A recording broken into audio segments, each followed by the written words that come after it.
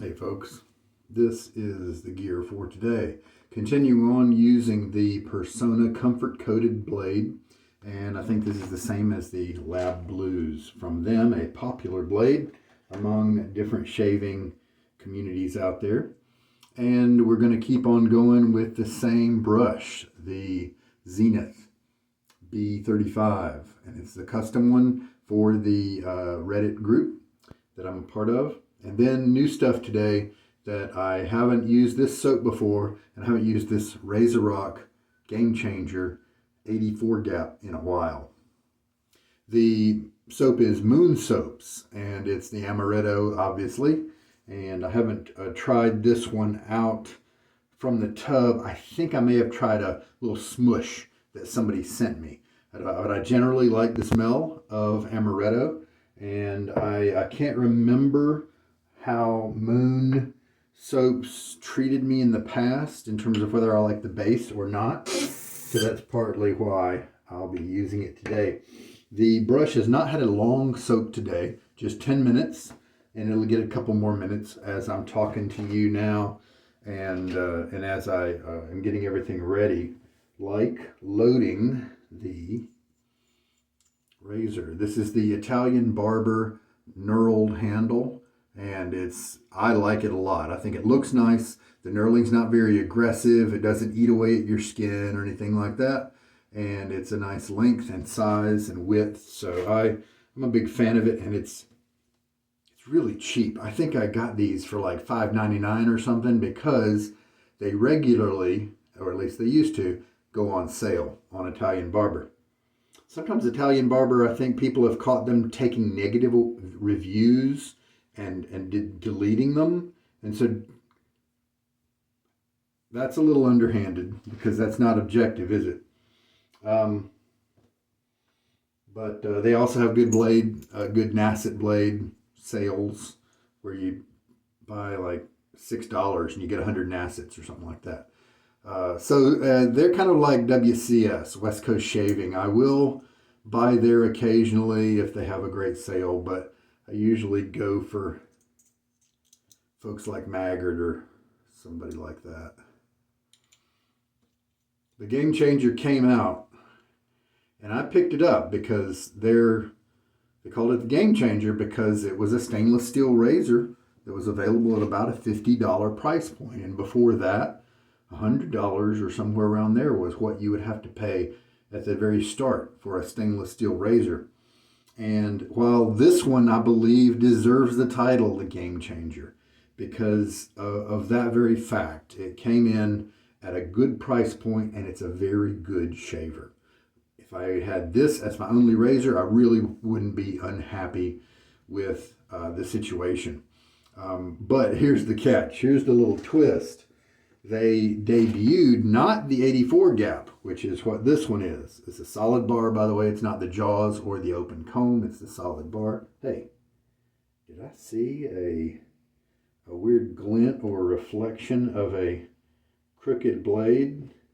Oh, no, there's some kind of soak schmutz on one end. Okay, safety check there. What they debuted instead was the 68. That was a huge letdown, I think, for a lot of people, but for me especially. It was so mild. There was just one or two razor blades, and I've got a lot of razor blades to choose from.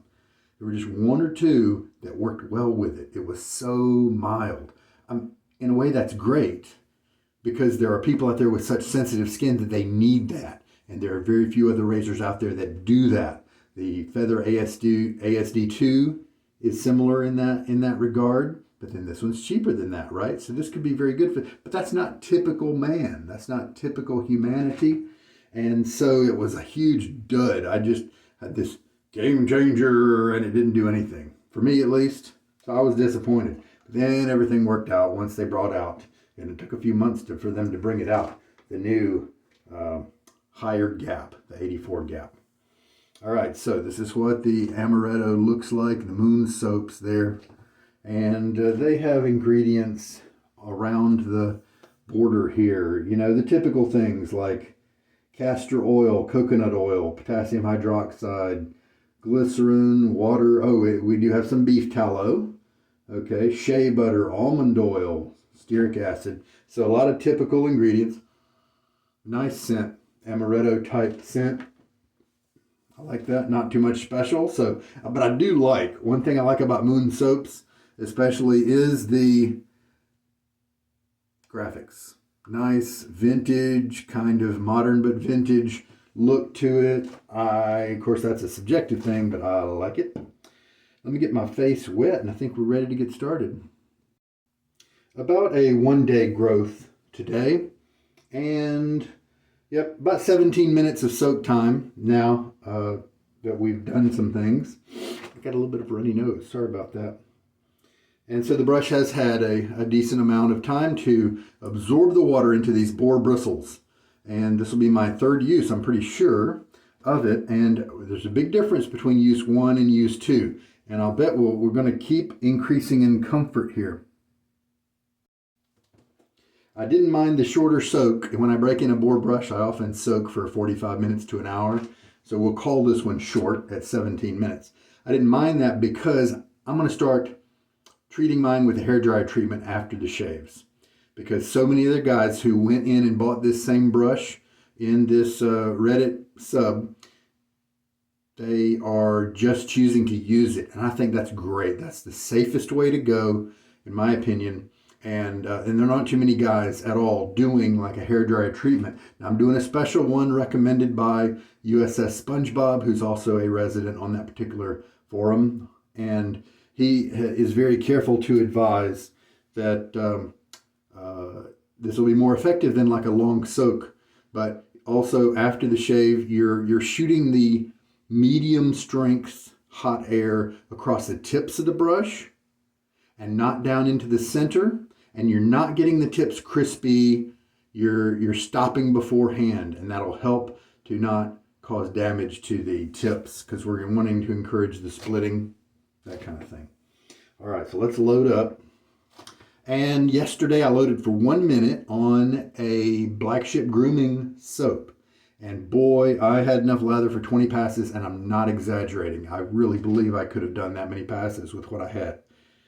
Because what I had in the bowl left over was still concentrated. It could still use a lot of water. And it was a lot anyway. So, should we do the same thing here today? No. But just from the safe side, because it is a young boar, let's do 40 seconds. So it's going to roll around to 50 right now in 2 seconds, 1 second, and there. And so we're going to go to the 30-second mark on the next minute. Because as a young boar, you should not be surprised, as I've said, that you might need to go back to the puck here, the tub, and get more soap before each pass. Because the young brush just hasn't widened out. There's not a lot of gap between the bristles, that sort of thing. That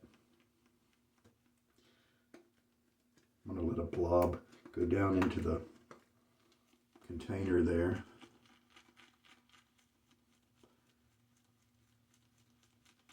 And I'll go 1 extra second since I had a little bit of a pause.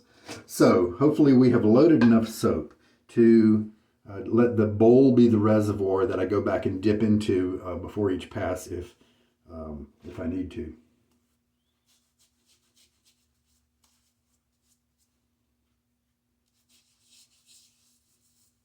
Just a day's of growth, roughly. Oh yeah, there's that scent. Maybe 4 or 5 out of 10 in terms of strength right now.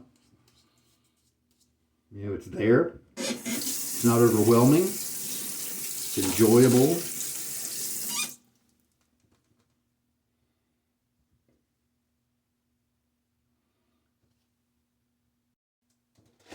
So it was a 40-second load.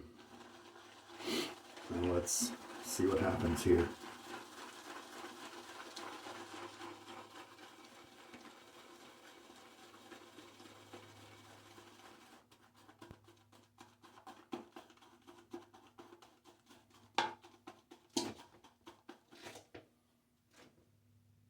Don't have a ton starting off right away, but that's okay. We're going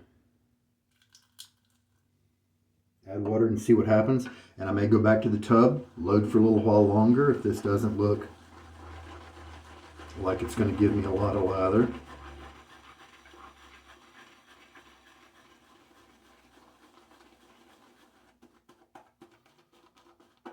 Because boy, the black ship grooming was soap layer there. That top layer was eager to release its soap into the brush. Brush picked it up.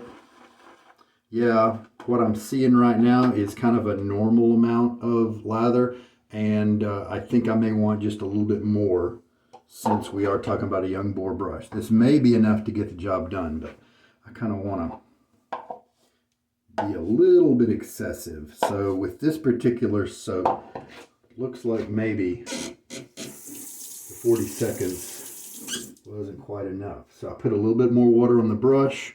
Let's go in for another 15 seconds. Well, we did 40. Let's just do 20 more seconds to make it a full minute. And it'll make it kind of a comparison against the amount of lather that we generated by the black ship grooming yesterday. Yeah, I'm glad I added that water because this is kind of being a little dry and pasty. Just a few more seconds now. And there we go. And we're not being too analytical in terms of record keeping with the amount of soap we're dealing with here because of the brush.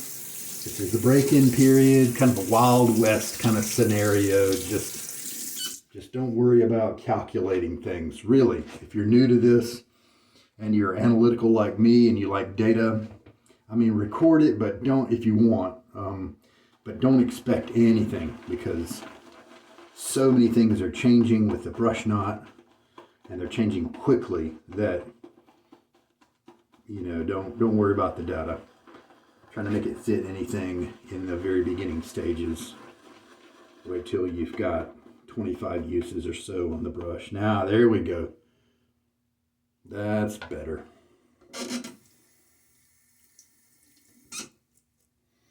I can't remember my impression of Moon soaps. It definitely didn't dazzle me as some kind of amazing newcomer when I first was able to try it, probably thanks to some of you guys sending me samples.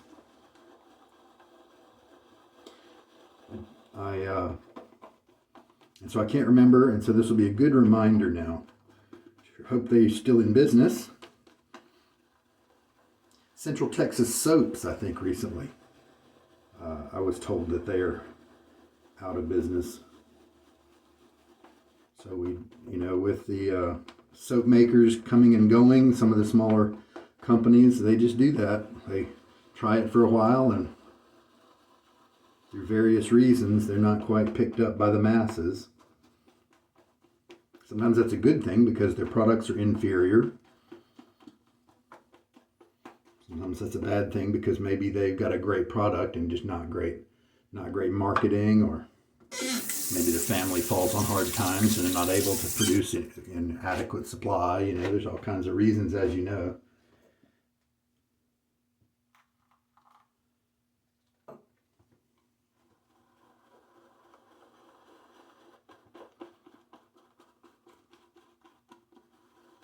So I'm paying attention to the feel of the brush as I'm mixing it here. Not really changing too much from the past couple of days. The first third of the brush, maybe less, is flexing pretty easily when I press down. Yeah, more than the first third by no, I think that's accurate because that's 33%. That's a third of the length. That is pretty easy to compress. That's pretty easy to press and cause display, and then things start to get more firm.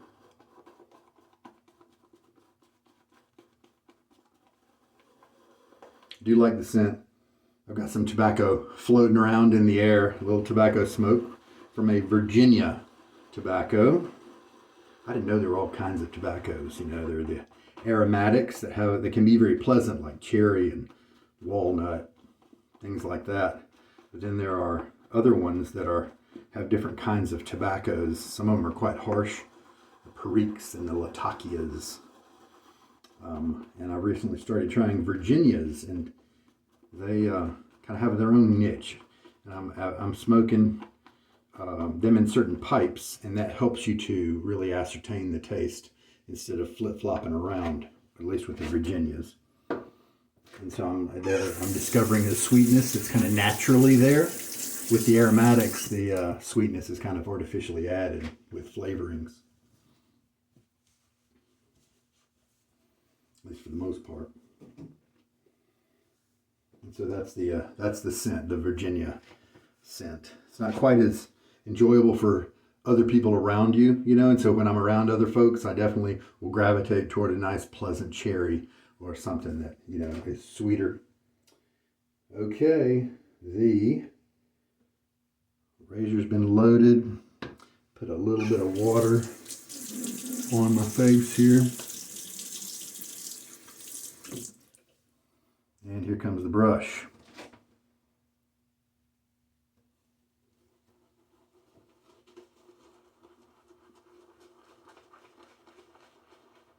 Yesterday was a razor that was the Yaki Final Cut, and it, same blade I'm using today with it, but it maybe just wasn't all that kind to my face.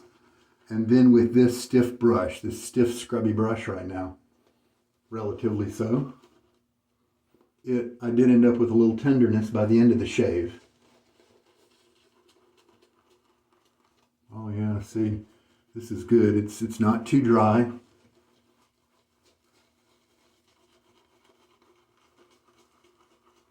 Work it into the skin. So we'll see if what the blade felt like with the final cut yesterday was that maybe it was too thin. And of course that's not what's going on, but I'm just trying to communicate the feeling that was happening. And so I felt like maybe the blade wasn't really super well supported as it was moving across my face. Game Changer is different. Historically speaking, I find that it's very blade supportive. And so I'm expecting a different kind of shave today. Now that we've continued to work the lather, you can see it's getting more and more creamy. It is changing, so I didn't fully mature the lather in the bowl. Sometimes that's just fine. Nice and slick.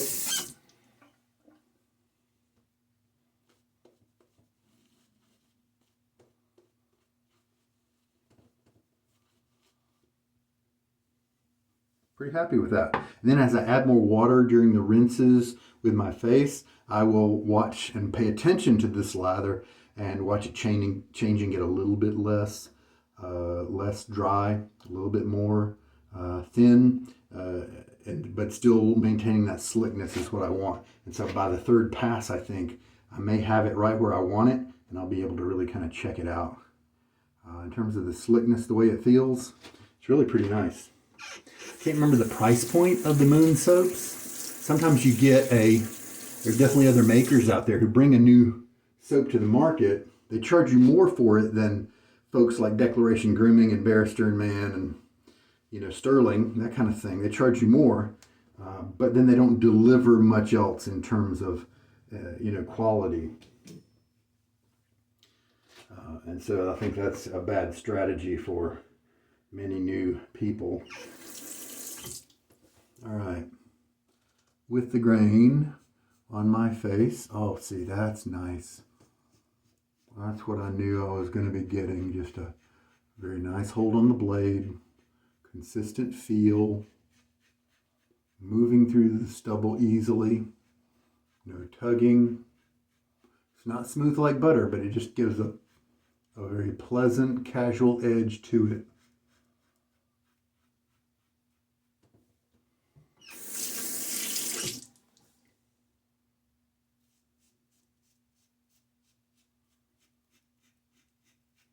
The razor's moving well over the skin because of the slickness provided by the soap.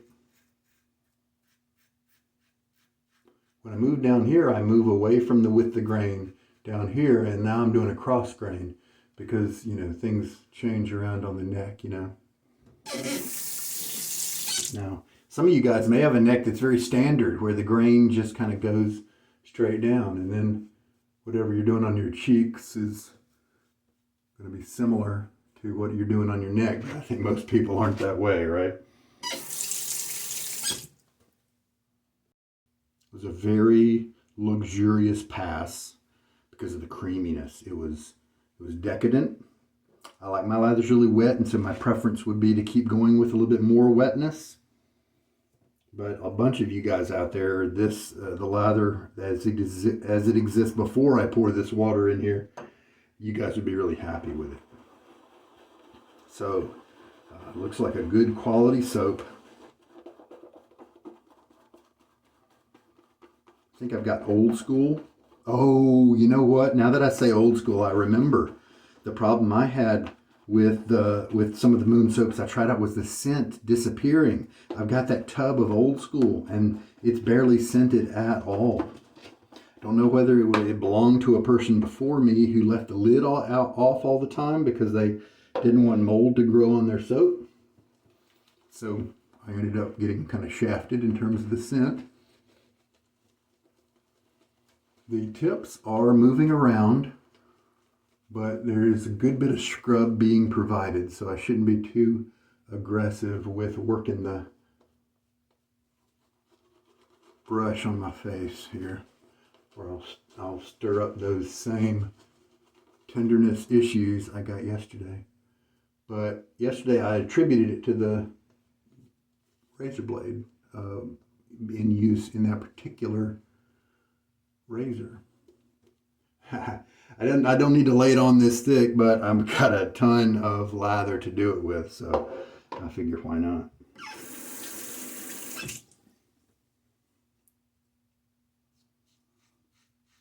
This is a middle of the road razor in terms of aggression. At least that's the way I see it. And so I think it would work well in a number of different scenarios. It's comfortable but efficient to me.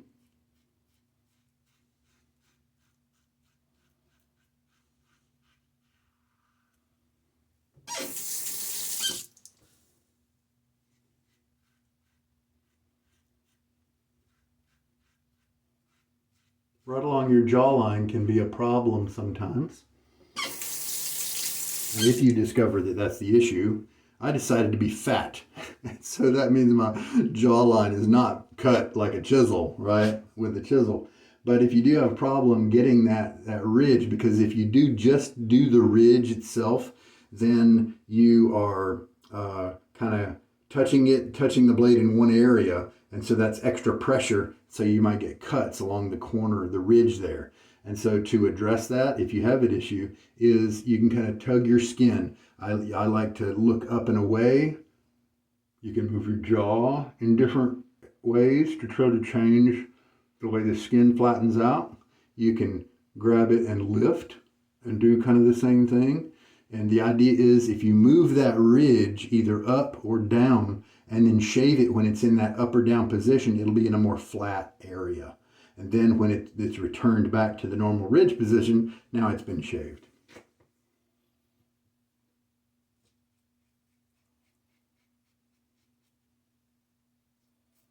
And you notice right there, I do this thing with my mouth where I put it in like an old man because that brings my chin even higher.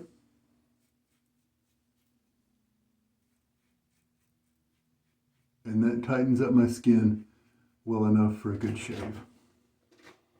Some people use alum to get it on their fingers so they can pull their skin effectively, even when wet with the alum. What was that sound? I wonder if some people were working on our water or something, because it's kind of doing some gurgling that's very strange. Okay, we got everything. Let's get a good rinse now. While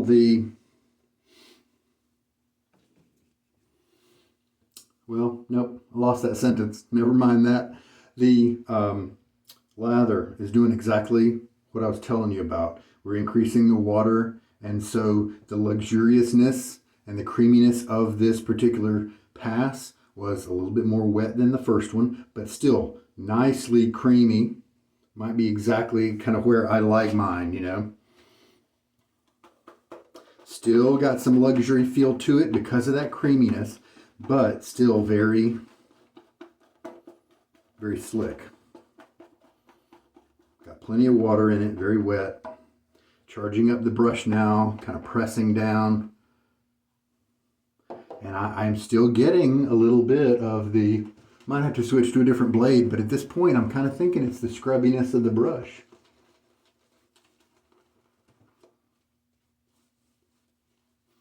I think it's time to bend this particular blade, because the kind person who sent these to me sent me several of these tucks.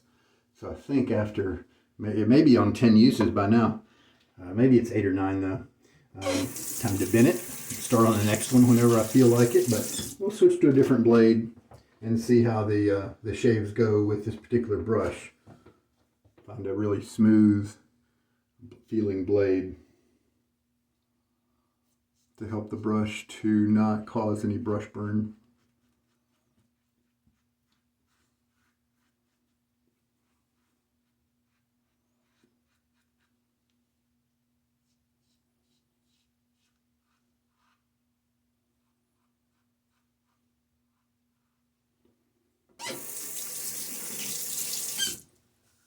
Yeah, the Game Changer is working great. You can give yourself some irritation if you want, if you're not careful with your technique.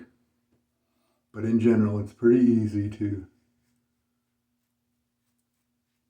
find the right angle and to use a very light pressure and be rewarded with a comfy, close shave. Boy, right over here is where it used to get cuts a long time ago. Yeah, right around here too. Sometimes over, oh, and then I got a mole over here. Yeah, that one used to be a place I would ding myself, but my technique has improved and I rarely cut myself. And now let's finish up this side.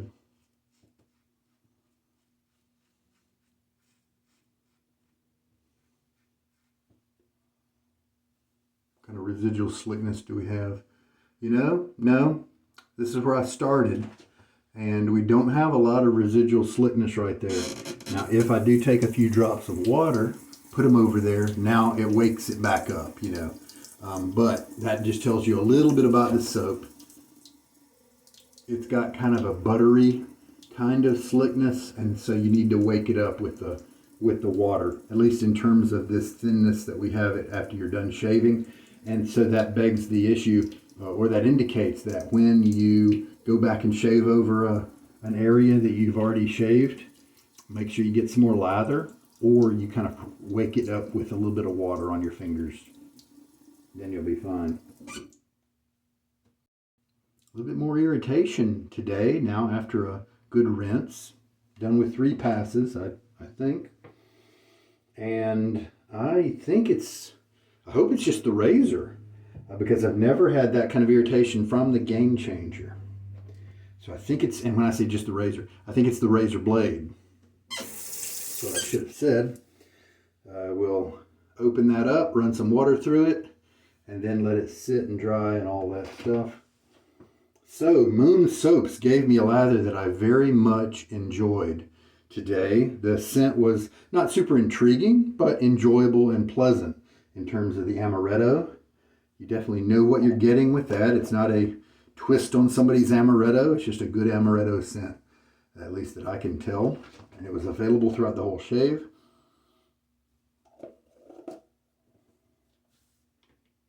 So that's a good soap. Again, I don't know the price point. And so if they're $10 more than maybe Sterling or something, I would not be, leaning in this way. Because this scent is not very exotic when you compare it to some of the wonderful scent offerings by Barrister and Mann, Declaration Grooming, that sort of thing. But if it's comparable with those other soaps and you like Amaretto, then I think it's a good buy. 4 ounces. Does it say how much quantity we have here? Moonsoaps.com. Oh yeah, that's right. Their tallow is rendered in-house. So that's kind of cool. And that was a 1-minute load, and we have a lot of lather left over, not as much as yesterday. So the brush did pick up a lot more soap from the Black Ship Grooming than from the Moon here. Half or more of this was totally full to the brim after my shave yesterday. with the black ship grooming. And that's neither good nor bad. That's just it released itself quicker and easier. So 3 passes. I bet I could squeeze 3 passes out of what's left. So I'm glad I went back for more soap. That's for sure. And the lather, yeah, that feels terrific. That feels luxurious. Nicely slick. That's a good enjoyable lather to my fingers and to my face. The Amaretto right now around me with the soap being put away is not very strong, so it's not going to stay resident with you for super long after your shave. And don't worry, that's normal for a lot of soaps. That's not a detractor. That's not a malfunction of the soap. Let's increase the smells a little bit with Prix de Provence number 63, a warm, spicy, kind of woodsy, smoky balm. Really like the scent. The soap that has this same scent, of course, smells great. It's a vegan soap. It's a hard puck, and so it's going to last you a long time. But it's also pretty inexpensive, and so that's a great budget price. The lather is not really as luxurious as I like to have, in terms of comparing it with maybe sterling or something. You kind of have to like a drier lather, I think, to make that particular soap be a favorite of yours. But whew, this balm, just a wonderful, wonderful smell. I think it's matching, going with, complementing the Amaretto nicely. Comes in a little metal. Don't know how it comes these days. I've had this for years.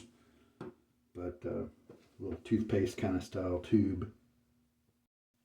So this is what a 31 millimeter brush looks like after you kind of sling the water out of it, give it a good rinse, kind of sling the water out of it, kind of clumps and groups like that.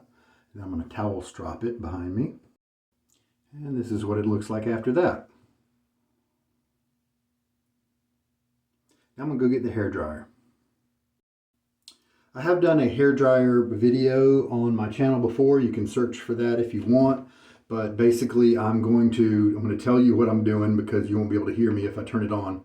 I'm going to blow across the bristle tips. Not going to try to blow down into it. I'm going to kind of fan the brush like this to focus on the tips and to kind of encourage the tips to move around. And do that for a few minutes. That's really all. I've got it set on warm and not hot. I will do high instead of low, but I'm going to do that for a few minutes. I am focusing on the center part of the knot, not blowing in like I said, but I'm not trying to just air dry the outside. That is going to get done quickly on its own. And so I'm focusing on kind of staying in the center like that, rotating the brush as I go. I think you can see it's some of that softness is going to be because we're just drying it and it's becoming dry instead of wet and clumpy. But I think hopefully I can definitely see an increase in those little split tips. It looks like a lot of tips are kind of coming into their own here. And so I think it's going to really radically increase the softness here. I'm not going to go a long time because I don't want the tips to get crispy. So let's feel of them for a minute here. You know what? That's it. I'm going to stop there to be on the safe side. And I will preface all this with saying I haven't done a hairdryer bore break-in and then used it for years so that I know that it's safe for the tips. This is an educated guess. This is also relying on information from folks like USS SpongeBob and other guys. And it's also with my own thought, like I said, we're going to not try to overheat the tips or anything like that. And so there we go. Another thing to help with a little bit of scritch, and I need to end this video quickly, is later on I'll look for thick bristles, overly thick ones that are not going to split because usually they're in backwards. We'll cut those out, but that'll be another day. The center of the knot, the root here down, is still quite damp. So trying to be conservative there and not overly drying. Well, there we go. That's the shave. It went really well. I'm happy with it, except for that little bit of irritation. We'll try to change things up in the future. Thanks so much. This is Sugar Daddy Shaves. Good night.